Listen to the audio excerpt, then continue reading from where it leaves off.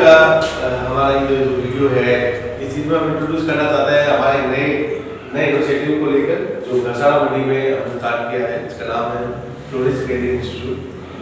Thank you very much.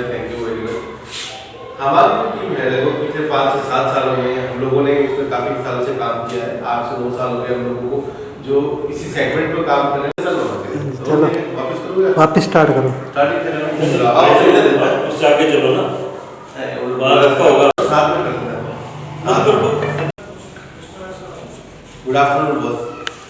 अब सब starting करो ना। हाँ जी सर, स्टार्ट करो। Good afternoon. मैं गुड आफ्टरनून सर, कैसे हो सर? बढ़िया, आप कैसे हैं? बढ़िया सर। सर आपका जो न्यू इंस्टीट्यूशन आपने लॉन्च की है बिल्कुल इसके बारे में बताइए, आप इसकी स्पेशलिटी।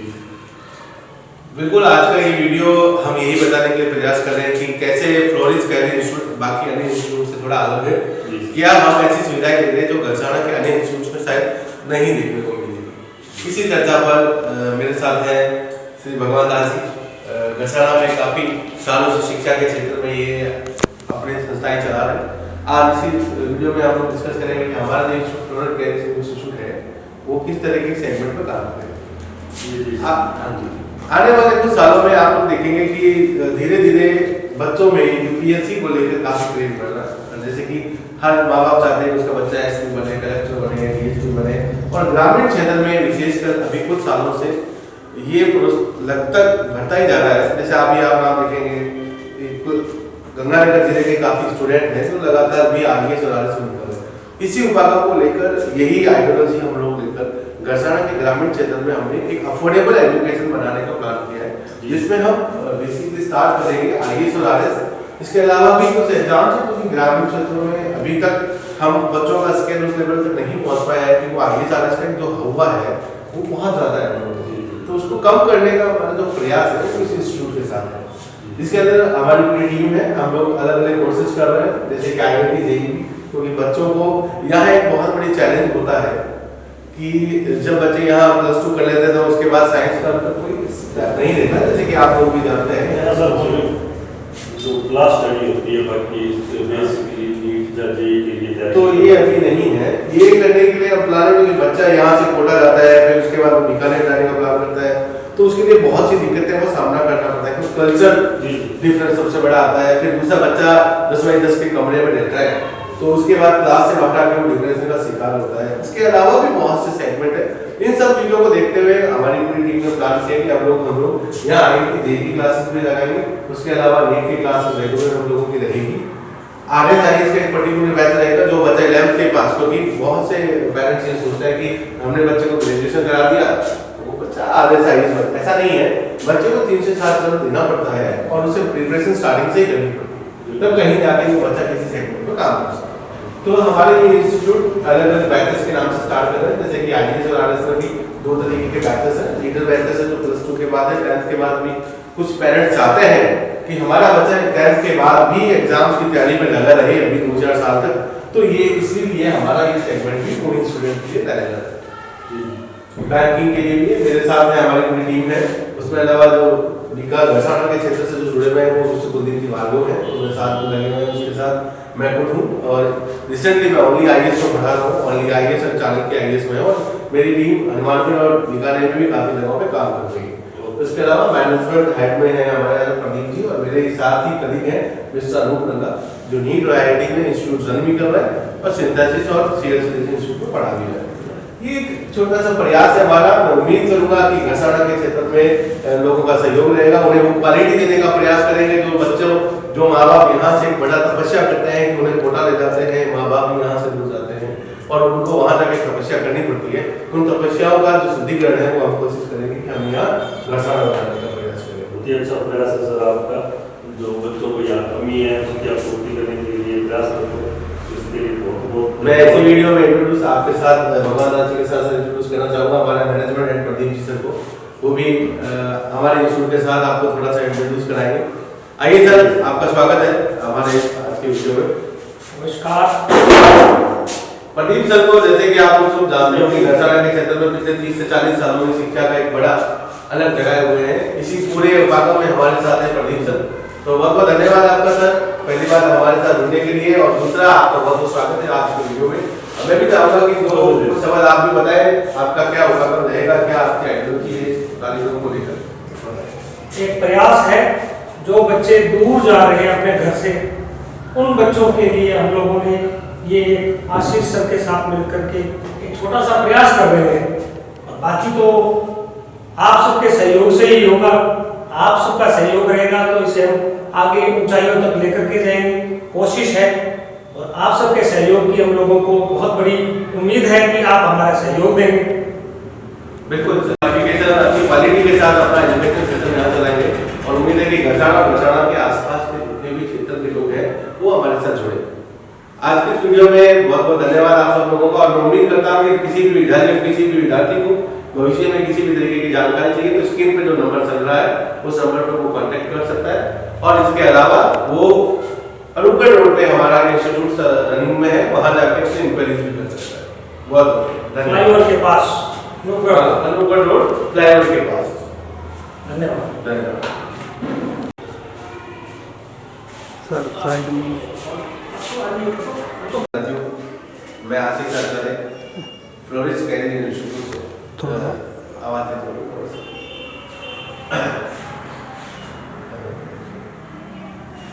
गुड आफ्टरनून फ्रेंड्स, आज हम फिर आपके साथ में हैं फ्लोरिस कैरियर इंस्टीट्यूट से आशीष।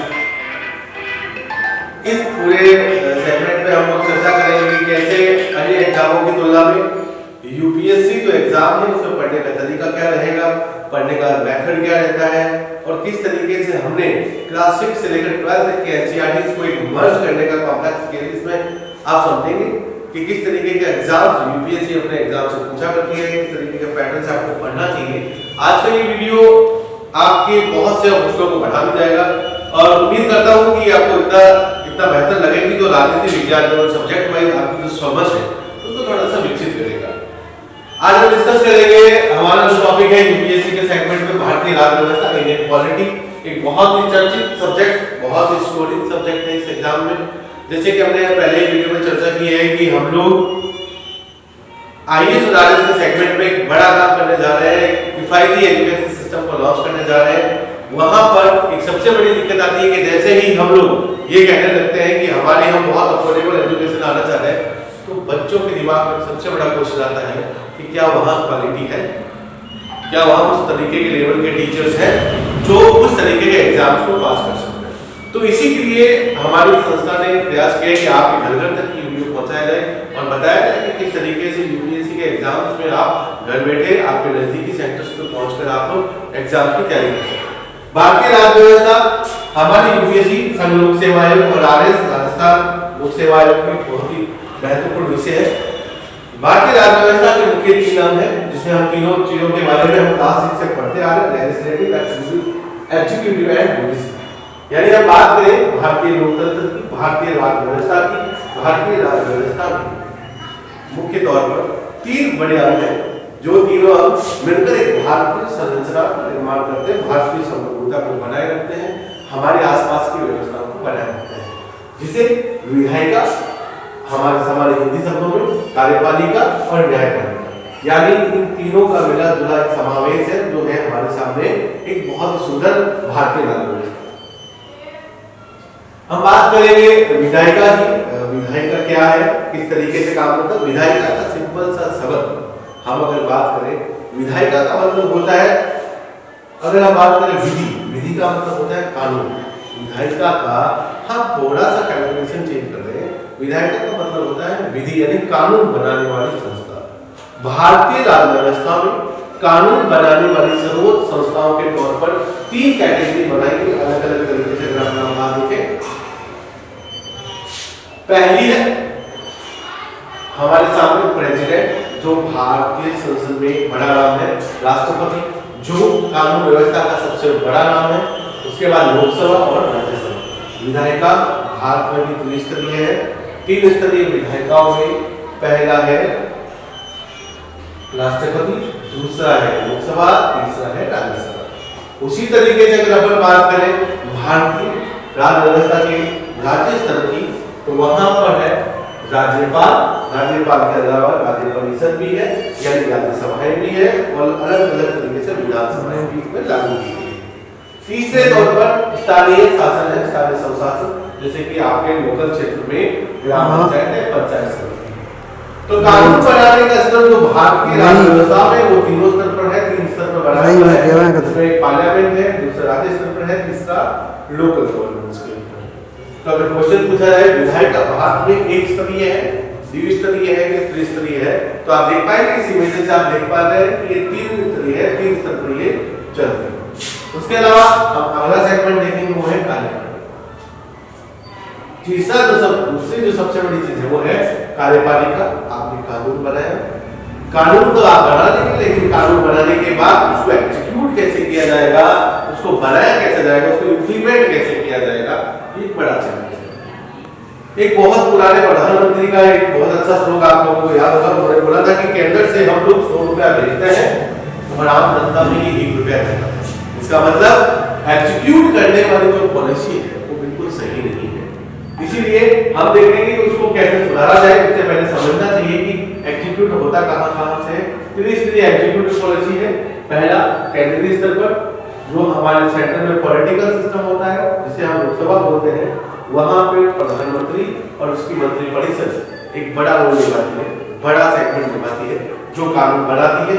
हाल में आज का जो मैं वीडियो बना रहा हूं उसमें आपने देखा होगा कल ही प्रधानमंत्री ने एक बहुत ही बड़ी घोषणा राष्ट्र को की है, जिसका नाम है CAA।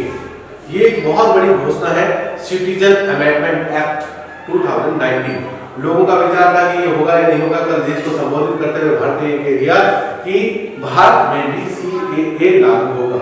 आने वाले कुछ वीडियो में 1-2 दिनों में हम आपको CAA के बारे में भी बताएंगे।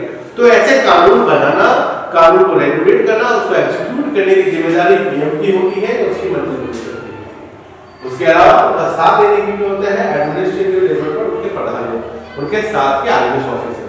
जैसे कि आप UPSC का एग्जाम देते हैं तो वहां पर भी ऐसे लोग बैठे होते हैं जो आगे बड़े तौर पर सेक्रेटरी की भूमिका निभाते हैं, सचिवालय की भूमिका निभाते हैं।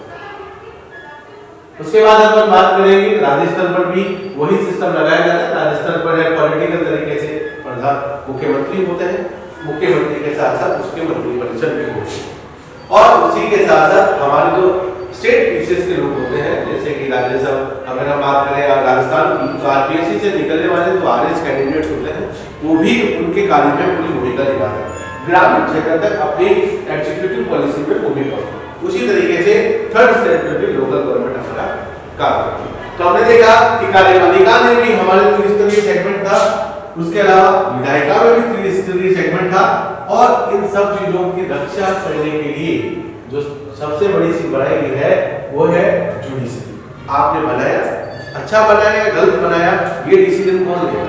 इस डिसीजन को लेने के लिए भारतीय संविधान निर्माताओं ने एक बहुत ही सुंदर सी व्यवस्था बनाई है, बहुत ही सुंदर सी व्यवस्था है जिसका नाम है न्यायपालिका, जहां देश का गरीब से गरीब और अमीर का अमीर सभी एक समान लेके जाते हैं।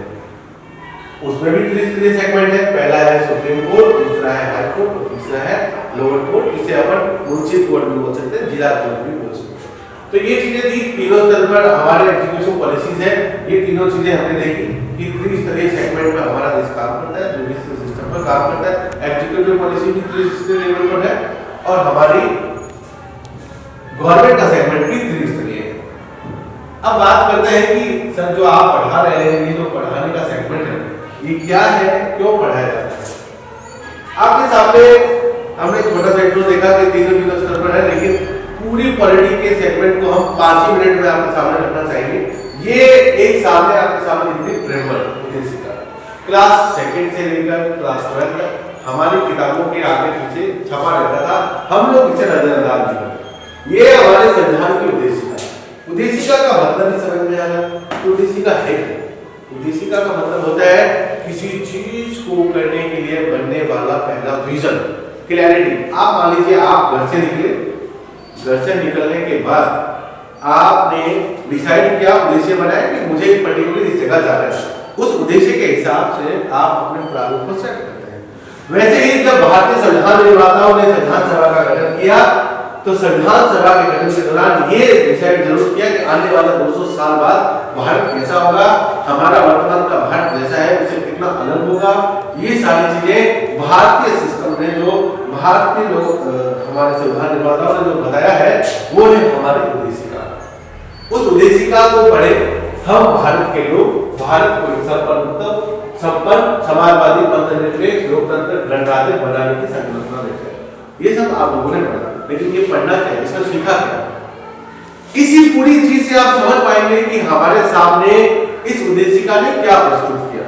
मैं आपके सामने एक स्लाइड प्रस्तुत कर रहा हूं, आपको देख के समझ पाएंगे। ये हमारी जो प्रस्तावना है, ये प्रस्तावना हमारी पूरी राजनीतिक व्यवस्था का एक समागम है, एक निचोड़ है, एक व्यवस्था का पूरा उपागम बना हुआ है, जिसमें हम देख पाएंगे कि प्रस्तावना ही हमें बताती है कि हमारे सत्ता का स्रोत कौन सा है, सोर्स ऑफ अथॉरिटी कौन सी है, हमारा शासन का प्रकार कौन सा है, हमारी शासन की प्रणाली कौन सी है और हमारी शासन व्यवस्था में कौन सी जिम्मेदारी लागू है।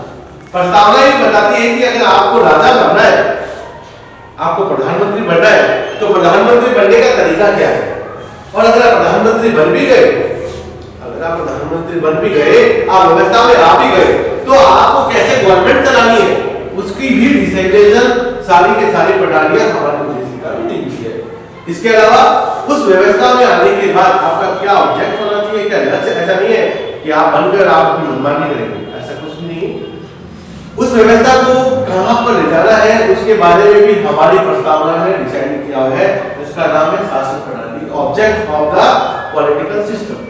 तो यानी प्रस्तावना हमारे जो हमारी उद्देशिका है, वो भारतीय सिस्टम को एक स्वरूप में, एक रेखा में, एक आउटलाइन बना के चलती है कि आपको आना है तो यही तरीका है, इतना काम करना होगा, और कहां तक पहुंचना है उसका भी सारा प्रारूप हमें देखने को मिलेगा। यानी प्रस्तावना से आप कैसे डिसाइड करेंगे कि सत्ता में कैसे आए, ये देखने के लिए हम देखेंगे कि सत्ता में आने का सबसे बड़ा तरीका क्या है। सत्ता में आने का एक ही तरीका है, हमारी जनता। कौन सी है? जनता है। जैसे कि इसमें लिखा हुआ है, हम भारत के लोग, प्रस्तावना किसने बनाई है? भारत के लोगों ने। और इस भारत के लोगों ने ही इस प्रस्तावना को क्या किया है, इस संविधान को अंग के रूप में माना है, इसी संविधान को अधिनियमित किया है और इसी संविधान को आत्मसात किया। यानी किसी भी व्यक्ति को अगर सत्ता में आना है, तो सत्ता में आने का एकमात्र सोर्स है, वो है भारत की जनता, यानी भारत के नागरिक। अगर वो भारत का नागरिक है, तो भारत में सत्ता का हिस्सेदार, सत्ता में बैठाने वाले लोगों में उसकी भूमिका महत्वपूर्ण होगी। और सत्ता में आने के लिए आपके पास नागरिकता होनी चाहिए। जैसे कि कल ही हमने देखा कि बहुत से लोगों को, जो वंचित लोग थे, उन्हें भारत में अब नागरिकता मिलने वाली है। वो नागरिकता क्यों चाहिए? क्योंकि जब आप भारत के लोग हो जाएंगे, जब आप सत्ता का हिस्सा हो जाएंगे, सत्ता में आपकी भागीदारी रहेगी, तो आप भारतीय सरकार के सभी अच्छी योजनाओं का, लाभान्वित योजनाओं का सहयोग कर सकते हैं। आज के इस वीडियो में हम ये चीजों का डिस्कस किया, आने वाले कुछ चीजें हम डिस्कस करेंगे कि शासन कैसा बन रहा है, किस तरीके के ऑब्जेक्ट्स हैं। और देखिए, इस पूरे विषय में हमने वही चीजें डिस्कस की जो आपकी क्लास 6 से लेकर 12 तक है, लेकिन हमने पढ़ने के सिस्टम को चेंज करने, मैं आना हुआ 2 मिनट पे क्लास चल रही है, पढ़ना है किस तरीके से उसका स्वरूप बन रहा है। तो क्लास चल, बस क्लास चल, आगे दे आगे बस 5-7 मिनट तक।